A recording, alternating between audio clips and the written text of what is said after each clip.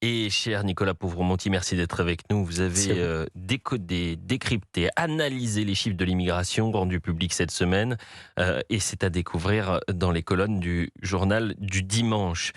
D'abord, si vous devriez faire une sorte de panorama complet de ce qui se passe sur notre sol. Lorsque le journal du dimanche titre «L'immigration hors de contrôle», est-ce que vous épousez ce titre-là ? Ça me semble assez incontestable. En vérité, on a parfois l'impression d'être bloqué dans une sorte de jour sans fin, où chaque mois de janvier, on en vient à commenter le nouveau record historique de l'immigration de l'an dernier.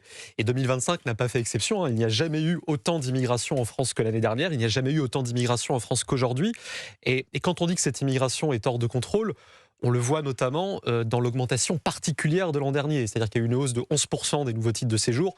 Globalement, c'est un triplement sur 25 ans, donc c'est une hausse qui vient de beaucoup plus loin.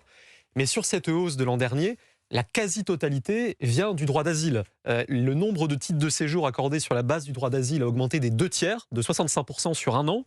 Et ça, c'est typiquement le canal d'immigration sur lequel le politique n'a aucun contrôle, alors qu'à l'inverse, la seule famille d'immigration qu'une part importante de la classe politique assume de promouvoir, qui est l'immigration économique, l'immigration de travail, est elle la seule qui recule dans toutes les catégories d'immigration.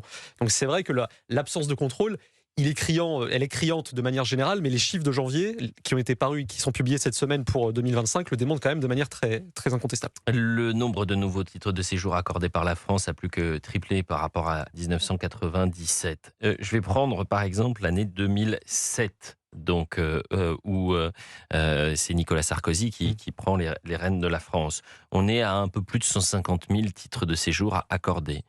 Comment se fait-il qu'en 2025, on ait un décalage entre la promesse du chef de l'État de faire de la question migratoire une des priorités, notamment de réduire les flux migratoires illégaux, et puis d'arriver à 384 000 titres de séjour accordés par la France en 2025. Est-ce que ça veut dire on nous ment, on nous bassine, on nous vend quelque chose qui est faux ?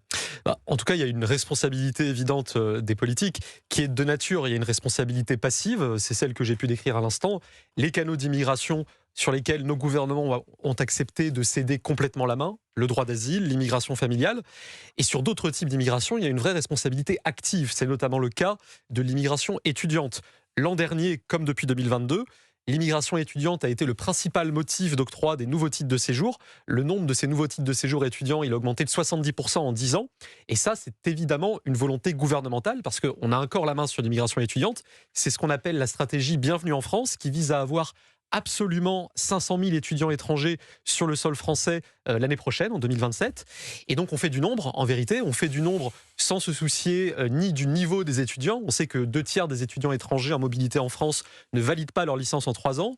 Sans se soucier du niveau de dépendance sociale de ces étudiants. On a 1/3 des logements Crous qui sont occupés par des étudiants étrangers. Et sans se préoccuper non plus de l'évident effet d'opportunisme migratoire dont se saisissent certaines nationalités en utilisant ce canal étudiant. Je crois que 380 000 titres de séjour accordés en 2025, pour que les auditeurs comprennent, c'est plus que la population de Nantes. Oui, plus que la population de Montpellier. Je me demande si c'est pas plus que la population de Nice. Vous imaginez sur une seule année.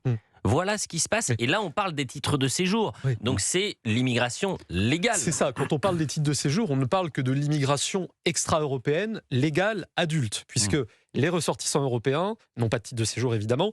Les clandestins non plus par définition et les mineurs n'ont pas besoin de titre de séjour. Alors sur ces 380 000 premiers titres de séjour, évidemment, il y a des immigrés qui repartiront. Mais quand on regarde l'augmentation nette de la population immigrée, telle qu'elle est mesurée par l'INSEE, on voit qu'en 2024, cette population immigrée a augmenté de quasiment 440 000 personnes. C'est autant que sur les 3 années précédentes cumulées. C'est 4 fois la moyenne annuelle d'augmentation de la décennie 2000, 25 fois la moyenne des années 90. Donc on est dans un emballement migratoire qui ne fait plus aucun doute.